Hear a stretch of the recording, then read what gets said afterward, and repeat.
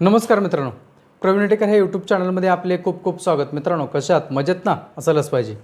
मित्रांनो, काही दिवसापासून आपण पाहत असाल की काही अफवा पसरवल्या जात आहेत आणि सुरक्षा रक्षक सामाजिक उत्कर्ष सेवा संस्था ही संस्था आपण समाजामध्ये सुरक्षा रक्षक कसे कार्यरत आहेत हे दाखवण्याचं काम करतोय. सेवा करता सुरक्षा रक्षक याच विषयी या व्हिडिओच्या माध्यमातून आणि काय नक्की घडतंय या सर्व काही गोष्टी आणि आपण गप्प आहोत का हे संपूर्णतः विषय या व्हिडिओमध्ये आहे. तर तत्पूर्वी चॅनलवरती नवीन असाल तर चॅनल सबस्क्राईब करायला विसरू नका. लागलीच बेल आयकॉन बटन जी घंटा आहे त्याला प्रेस करा आणि तिथे ऑलसुद्धा करा आणि व्हिडिओला हाईपसुद्धा करत चला. तर मग जाऊया आपल्या या विषयाकडे. विषय मित्रांनो असा आहे, आजचा जो व्हिडिओ आहे तो कोणा वैयक्तिक द्वेषातून नाही तर सत्य मांडण्याचा हा प्रयत्न आहे मित्रांनो. म्हणजे सत्य मांडायचंच आहे. प्रयत्न काय, गेल्या काही दिवसापासून आपण पाहत असाल की सुरक्षा रक्षक सामाजिक उत्कर्ष सेवा संस्था या संस्थेचा QR कोड दाखवून प्रवीण टेकर पैसे जमा करतो आणि त्याचं घर चालवतो. अरे वा. QR कोड दाखवून त्याचं, ज्यांना असे वाटते बाबा त्यांना मी एकच प्रश्न केला की बाबा रे, हे जे तू म्हणतोयस याचा एक तरी पुरावा तुझ्याकडे आहे का? पाहिलंच नाही, कधी आलाच नाही तर काय त्याला माहिती. आणि आम्ही 15 तारखेला, आज हा 16 तारखेला व्हिडिओ रिलीज होते, काल 15 तारीख होती. 15 तारखेला आम्ही सांगितलं होतं की सानपाडा ऑफिसला ज्याला कुणाला असं वाटतं की बाबा हा QR कोडच्या माध्यमातून पैसे जमा करून घर चालवतोय त्यांनी याच आणि ते सिद्ध करून दाखवायचं. एकही कोणी आलं नाही सिद्ध करायला, एकही विचारायला सुद्धा कोणी आलं नाही. एकाचा फोन आला पण त्याला फोन करून सांगितलं तू जिथं आहेस तिथेच थांब. त्या ठिकाणी आम्ही सर्व संस्थेचे पदाधिकारी त्या ठिकाणी पोहोचतोय. तोही फोन उचलायचा बंद केला त्यांनी.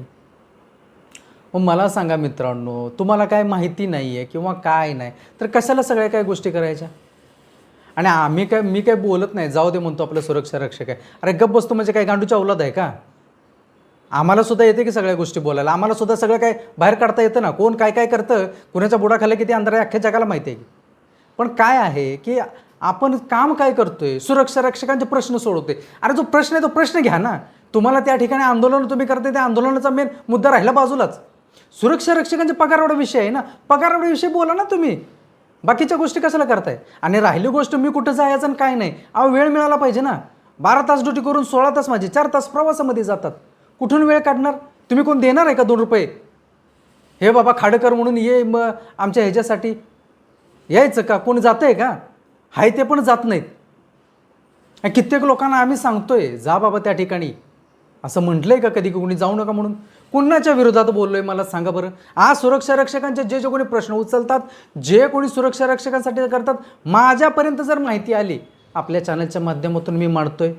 जर कोणी चांगलं काम केलं, वारे पट्ट्या एक तर लय इच्छा नव्हता म्हणतो तुम्ही हे काय करायला लागलाय. अरे सुरक्षा रक्षकांचं गुणगान नाही करायचं.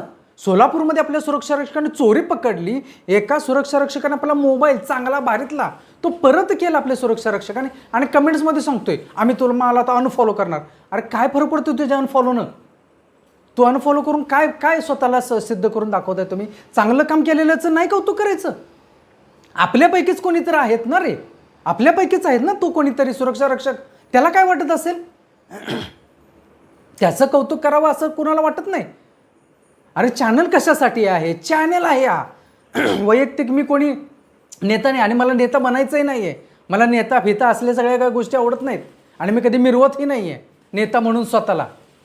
सामाजिक कार्य करणारा एक समाजसेवक सुरक्षा रक्षकासाठी एवढीच आपली ओळख आहे आणि तेच काम करतोय.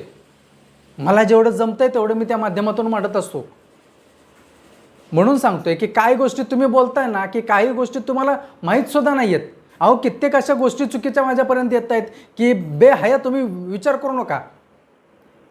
90च्या दशकामधली घडलेली 2000 सालची घटना आहे. जे मुलुंडची तुम्ही कंटेनरची भरपूरशा गोष्टी आहेत अशा. तीच काय भरपूरशा गोष्टी इतंभूत माहिती तुम्हाला मी कशाला. दुसरा एक व्यक्ती आहे त्याचं नाव सांगतो, तो तुम्हाला चहा पाणी सगळं काय दिली. 1 तास बसायचं त्याच्यापाशी, संपूर्ण माहिती तुम्हाला सांगेल तो. संपूर्ण माहिती काय स्टोरी काय झाली नावानिशी सहित रजिस्ट्रेशन नंबर सहित. दुसरा अजून एक व्यक्ती आहे आपला 407 टेम्पोच.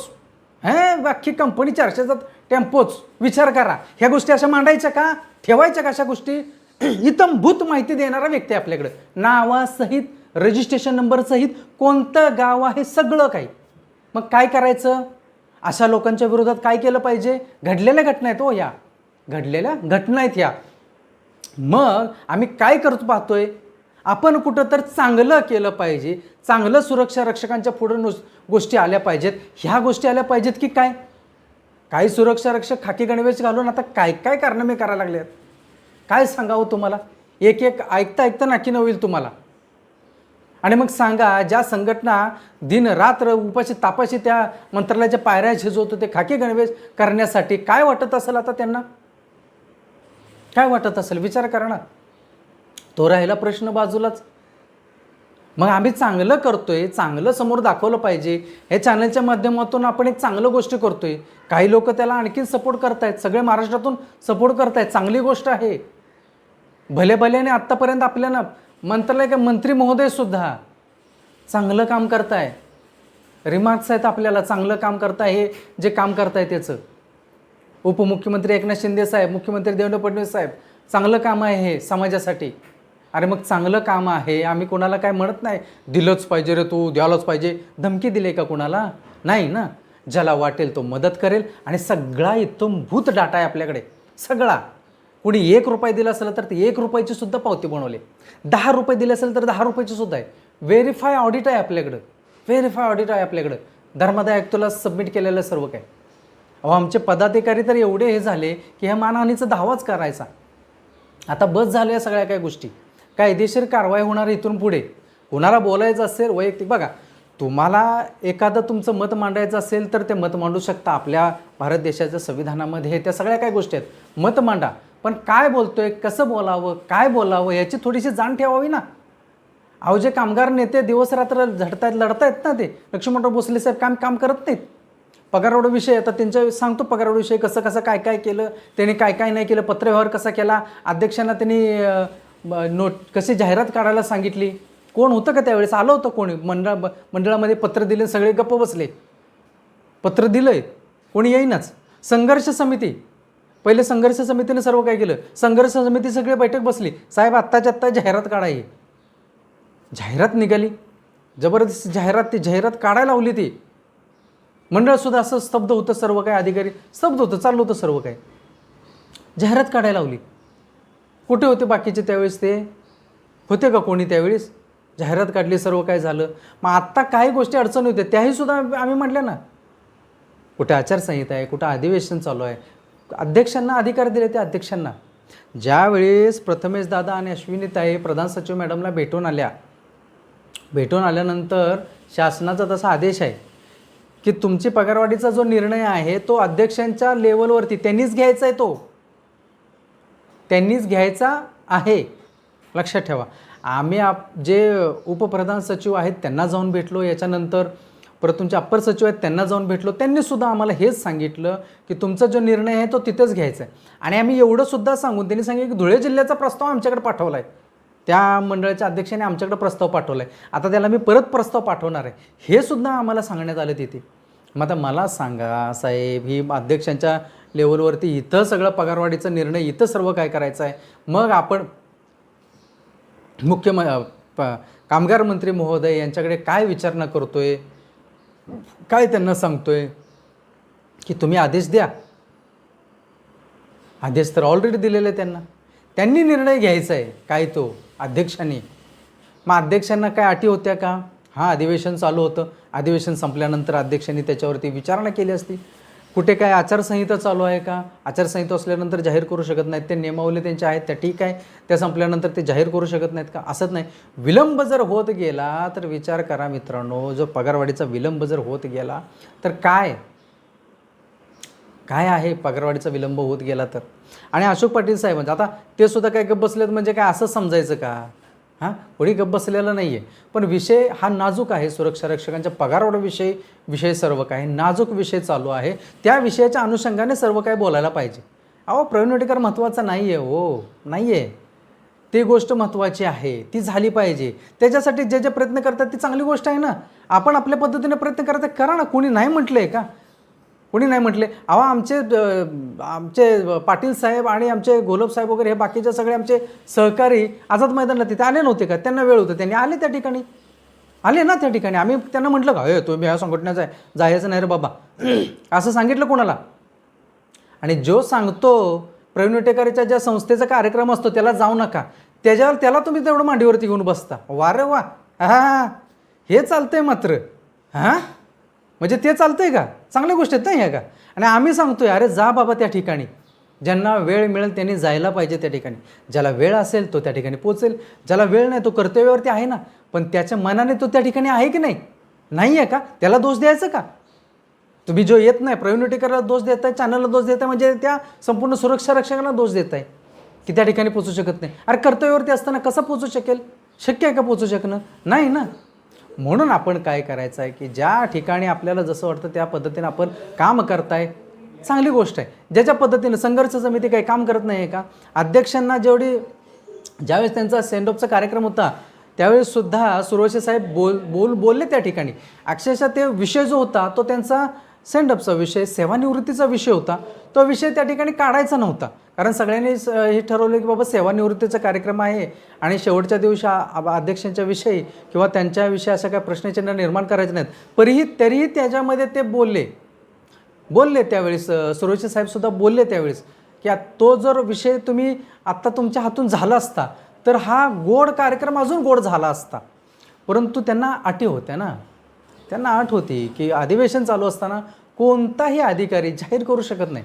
मंत्री हे अधिवेशनाच्या बाहेर जाहीर करू शकत नाहीत. मंत्रीसुद्धा अधिवेशनामध्ये आतमध्ये सभागृहामध्ये जाहीर करायचं असतं, ते बाहेर नाही. आणि तुम्ही आज दिले गेले की जाहीर करणार आहेत का? बरं मला सांगा, आपल्या एका मंडळाचं, मुंबई मंडळाचंच ते जाहीर करतील का? हो नाही ना. बाकीच्या मंडळांचं पण आहे ना. आता कामगार मंत्री महोदय म्हटल्यानंतर सगळ्यांचा ते विचार करतील का नाही? एकासाठीच आहेत का? आणि सगळ्यांचा विचार हा झाला पाहिजे का नाही?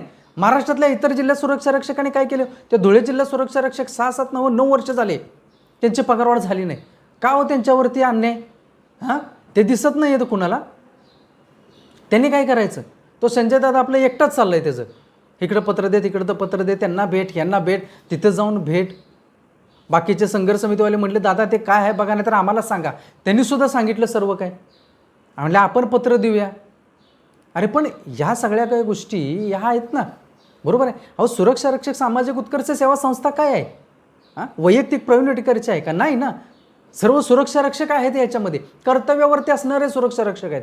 कोणी असं बसून नाही आहे. आणि कार्यक्रम घेतला तर कोणत्या संघटनेचा एकाचा घेतला का हो? सर्व संघटनाने मिळून आपण आमंत्रण दिलं, सर्वांना बोलवतो आपण, सर्वांचा सत्कार करतो. इतुचित सत्कार सर्वांचा असतो आपल्या ठिकाणी. आणि जे सुरक्षा रक्षक आहेत ते पर्टिक्युलर काय संघटनेचं काय, तो माझ्या संघटनेचाच का, माझे पावते फाडलंस का, असं आहे का? अरे नाही रे बाबा. महाराष्ट्रातले सर्व सुरक्षा रक्षक ज्यांनी चांगलं काम केले त्या ठिकाणी येतात, त्यांचा आपण सत्कार करतो. ते कोणत्या संघटनेचं हे विचारलं जातं का? विचारा ना तुम्ही. सुरक्षा रक्षक आहेत ना. आम्हीच कशाला सांगायला पाहिजे? आहेत की सुरक्षा रक्षक जे का आता आहेत कर्तव्यावरती, त्यांचा आपण सत्कार केला आहे, सर्व जाहीर आहे. विचारा त्यांना तुम्ही फोन करून, संस्थेचं पावती फाडलीस का बाबा, कुठल्या संघटनेचा तू सदस्य आहेस म्हणून विचारा त्यांना. नाही ना. आम्हाला कुठलीही गोष्ट नाही, फक्त आपलं बोलायचं म्हणून बोलायचं आणि कोणी बोलत नाही म्हणून का बसायचं. इथून पुढे लक्षात ठेवा, बोलताना आपण जर अशी कुठली गोष्ट कायदेशीर बाबीची असेल तर त्याच्यावरती कायदेशीर कारवाई करण्यात येईल, एवढं मात्र लक्षात ठेवा. इथून पुढे प्रवीण विटेकर आहे म्हणून गप्प बसेल हो. संस्थेचे इतर जे पदाधिकारी आहेत ते गप्प बसणार नाही आहेत. संस्था काय माझ्या एकट्याची नाही आहे, पदाधिकारी सर्वजण आहेत, वकील आहेत त्याच्यामध्ये, हायकोर्टाचे, ते पण वकील हायकोर्टाचे. मग आता मला सांगा, वकील आहे, सर्व काय आपल्याकडे सर्व गोष्टी आहेत, तर त्याच्यावरती कारवाई करायला किती वेळ लागणार आहे? आणि मग त्याला आपला सुरक्षा रक्षक अशा सगळ्या काही गोष्टी चुकीचे करत असेल, कित्येकाच्या वरती होऊ शकते, माहिती आहे का तुम्हाला? मग आपण काय बोलतो आणि काय नाही बोला ना तुम्ही. तुम्हाला एखादी टिप्पणी करायला काय हरकत नाही, करा तुम्ही. वैयक्तिक कोणत्या गोष्टीवरती शिवीगाळी करणं आणि अपमानास्पद गोष्ट बोलणं हे कितपत योग्य आहे? योग्य आहे का? नाही. आपण इथं राजकीय पटल मांडला नाही. सुरक्षा रक्षकांचे पगारवाढ आहे, संवेदनशील विषय आहे, त्याविषयी बोलताना सर्वजण सांभाळून बोलतात, कारण विषयच तेवढा संवेदनशील असल्यामुळे सर्वजण बोलताना आपण काय बोलता मग त्याच्याविषयी, तो राहिला बाजूला, पगारवाढा विषय राहिला बाजूला. 9-10 मिनटं प्रवीण विटेकरच काय करतोय, काय जरूरत पडली, काय करतोय आणि काय नाही, ते तो ठेवा बाजूला, आवश्यकता नाही आहे त्याची. विषय तो आहे की आपल्याला काय करावं लागेल आणि कसं करावं लागेल. मग मला सांगा, आपल्या सुरक्षा रक्षक मंडळानं कमीत कमी 4,000 आणि जास्तीत जास्त 8,300चा प्रस्ताव सर्वांना पाठवला. सर्वांना मेल करायला सांगितले. ज्यावेळेस मी प्रस्ताव पाठवण्यात आला, सगळं काय झालं, जाहिराती केले, त्यावेळेस लक्ष्मणराव भोसले साहेबांना विचारलं, साहेब म्हटलं हे जाहिरात पाठवले सगळ्या कंपनीपर्यंत पोचते का? तर म्हटले ज्याचा त्याचा प्रश्न आहे. म्हटलं मग आपण मंडळ काय मेल बिल करतं का, त्यांना काय सांगतं का? नाही म्हटले, आपण चांगली गोष्ट आहे ही अध्यक्षांना लगेच सांगतो म्हटले. आपण मंडळाच्या अध्यक्षांना सांगितलं. लगेच गांधी मॅडमनी ज्या ज्या पोर्टलवरून ज्या ज्या कंपनीचे पेमेंट वगैरे येतात त्या सर्वांना त्या कंपन्यांना आस्थापनांना मेल केले. सर्वांना पाठवलं. कमीत कमी 4,000 जास्तीत जास्त 8,300 सर्वांना पाठवले. सजेशन ऑब्जेक्शन पासून ते 4-5 कंपन्यांचं आलं. 4-5 कंपन्यांचं. याचा अर्थ 95 कंपन्या ज्या आहेत त्यांनी काय पाठवलं नाही. याचा अर्थ कमीत कमी 4,000 रुपये पगारवाढ ही झालीच पाहिजे, त्याच्यापेक्षा जास्त झाली पाहिजे. बरोबर आहे की नाही? मग आता तेवढी पगारवाढ आहे आपली होणार की नाही मला सांगा. आणि मग जर नाही झाली तर मग एवढा आदळआपट करून काय उपयोग आहे का? मग ह्याला काय म्हणायचं सांगा ना या सगळ्या काय गोष्टीला. हा सुद्धा प्रश्न निर्माण करतात सुरक्षा रक्षक निर्माण करतायत. साहेब तुम्ही तर म्हणाला होता ते प्रस्ताव असा आहे. आता प्रस्ताव काय सगळ्यांना माहिती आहे. ज्यांनी जे बोलतात त्यांना विचारा की प्रस्ताव काय पाठवला आहे. आम्ही कशाला आता सांगावं नवीन काय प्रस्ताव पाठवले आणि काय नाही. कोणी प्रस्ताव पाठवले जाऊन मंत्रालयामध्ये तिथे चौकशी करावी. त्यांनी काय प्रस्ताव पाठवला ते चौकशी करा आणि बघा काय आहे ते. पगारवाढीविषयी संवेदनशील गोष्ट असताना आपण काय बोलतो आणि काय झालं पाहिजे, चांगल्या गोष्टी झाल्या पाहिजेत की नाही. ज्या वेळेस कामगार नेते लक्ष्मणराव भोसले साहेब 2023मध्ये पगारवाढ होत नव्हती त्यावेळी कुठे गेले होते बाकीचे हे आपले नंदाताई उपोषणाला बसावं लागलं त्यांना. आणि उपोषणाला बसल्यानंतर तो पगारवाढ झाला. ठीक आहे, तुटपुंजी पगारवाढ झाला आपला त्यावेळेससुद्धा शासनाला आपण सांगितलं होतं की साहेब एवढ्या वर्षाचा जर समजा ह्या तुम्ही पगारवाढ केलीच एवढी तर त्याचा इरेस हा होतो एवढा. ज्या कोठीतमध्ये आहे ते कोठी आपल्या सुरक्षा रक्षकाला देण्यात यावं. तुम्ही शासनानं द्यावं, नसेल तर ते आस्थापनेकडून वर मागवून घ्यावं आणि ते द्यावं. सुरक्षा रक्षकाचं नुकसान नाही आहे का? ते जे नुकसान झालं सुरक्षा रक्षक ते मूग मिळून गप आहेत ना. ह्या वर्षीसुद्धा तेच चालू आहे. म्हणजे ह्यावेळेससुद्धा तेच आमच्या सुरक्षा रक्षकाच्या वाट्याला हेच सगळं काही. अरे मग त्या पाठीशी सुरक्षा रक्षक कितपत आले फक्त विचारा. साहेब ते 1.5 कोटीची मागणी केली त्याचं काय? अरे आलं पाहिजे त्याच्यासाठी. उपोषण आंदोलनं झाली पाहिजेत. त्यासाठी सुद्धा शासनाला प्रश्न खडसावून विचारलं पाहिजेत की नाही? सांगा बघूया. मग आता मला सांगा मित्रांनो की सगळं संघर्ष समिती सर्व काय गोष्टी आपल्या सुरक्षा रक्षकांच्या आता जे किट येतं आहे, जे साहित्य येते, काय येतं आहे कोणी सांगावं बरं. काय ते बुट मागवणार आहेत किंवा काय करणार आहेत ते सांगितलं आहे कोणी सांगावं का? आहेत ना आपले. मग आता संघर्ष समितीवाले तिथे बसतात, विचारतात त्यांना, साहेब तुम्ही हे काय मागवता आणि हे कसं मागवता? या सुरक्षा रक्षकांना हे मिळालं पाहिजे, त्याला का मिळत नाही, त्याला का मिळालं पाहिजे ते काय विचारतो कुठल्या संघटनेचं. आता आमच्या ऑफिसमध्ये तिथे कित्येक लोक येतात, त्यांना विचारतो कुठल्या संघटनेचं सभासद आहे म्हणून. जे सोकाळ बोलणारे संघटनेचे कितीतरी येतात सुरक्षा रक्षक येतात की नाही? येतात ना. आम्ही काय त्यांना वाऱ्यावर सोडतो का सुरक्षा रक्षक आहे म्हणून? बिलकुल नाही. का त्यांना म्हणतो नाही तू सभासद झालाच पाहिजेस? अरे छोट्या मोठ्याच्या गोष्टी सुरक्षा रक्षकाचे नडं आडून थांबलेल्या असतात. त्या काय असं काय त्याला वेटेच धरून सगळ्या गोष्टी करतो का आपण? सुरक्षा रक्षकांसाठीच आहे ना. बरोबर आहे ना. तुमचं जर काम झालं तर तुम्ही सोय इच्छेनं त्या संघटनेचा सभासद झाला पाहिजेत. कारण ही संघटना आपल्या पाठीशी आहे. ही नेहमी आपल्यासाठी कार्यरत असते, काम करते या संघटनेमध्ये. आपल्याला अडीअडचणीला काही जर लागलं तर इथे येतात. कित्येक सुरक्षा रक्षकांचे आता जे घर घेतलं 23 लोकांनी आपलं घर घेतले डोंबिवलीमध्ये. विचारा त्यांना सुरक्षा रक्षकांना फोन करून की प्रवीण वटेकरला आम्ही बोलवलं, त्याचा लय मोठा सत्कार केला काय? प्रवीण वटेकरला त्यांनी मागणी केली आमच्या संस्थेच्या ह्याच्यात काहीतरी दे बाबा, नाहीतर मला काहीतरी दे म्हणून म्हटलं का काय? विचारा ना त्यांना, तिथे जाऊन विचारा काय मागितलं आहे का? अहो स्वतःच्या घरावरतीच कर्ज काढून सगळं काय चालू आहे सगळ्या गोष्टी. मला तर बरंच आनंद झाला असता ते सगळेजण येऊन क्लिअर केलं असतं तर त्यांच्यावरतीच बोजा टाकता आला असता की बाबा हे घ्या कर्ज आणि तर तुम्हीच फेडत बसा. बरं झालं असतं मला ते. पण कोणी आलं नाही. ते म्हणाला सो कॉल्ड सगळेजण. ह्या अशा सगळ्या काय गोष्टी फालतू बाजू करत बसण्यापेक्षा जे बोलघेवडे करत बसणे, ह्या असल्या बोलघेवड्यांना कोण विचारते सोडा. पण काय उगाच पब्लिसिटी करायचं आहे का तुम्हाला? म्हणून प्रवीण वटेकरचं नाव वापरायचं का? महाराष्ट्रामध्ये प्रवीण वटेकरचं नाव आहे. आपल्याला तर कोण विचारतच नाही. मी प्रत्येकजण विचारणार ही कोण व्यक्ती कोण आहे कोणालाच माहीत नाही. विशेष संघर्ष समितीमध्ये सगळ्यांना विचारणार कोण आहे तेच विचारतात मला. अरे हे कोण आहे? महाराष्ट्रातून सुरक्षा साहेब हे कोण आहे? अरे कोण आहे? कुणाच ठाऊक कोण आहे? हां, काय बोलायचं आता मला सांगा बरं. आपले काय बोलण्याची पद्धत, हे काय, आपण कोण आहोत याचं भान थोडेसे ठेवा. आपण नेता नाही आहोत. नेत्याने बोललं असतं तर ठीक आहे, आम्ही समजू शकलो असतो. एका नेत्याने दुसऱ्या नेत्याविषयी बोललं असतं तर ठीक आहे, त्यांच्याविषयी त्यांच्या सगळ्या काही गोष्टी झाल्या असत्या, त्यांनी ते समजून घेतलं असतं. आणि आपण काय बोलतो आहे, विषय काय आहे, पगारवाढ. पगारवाढविषयी बोला ना. आणि बाकीचे आमचे सोकाळ सुरक्षा रक्षक काय बोलायचं आता त्यांना.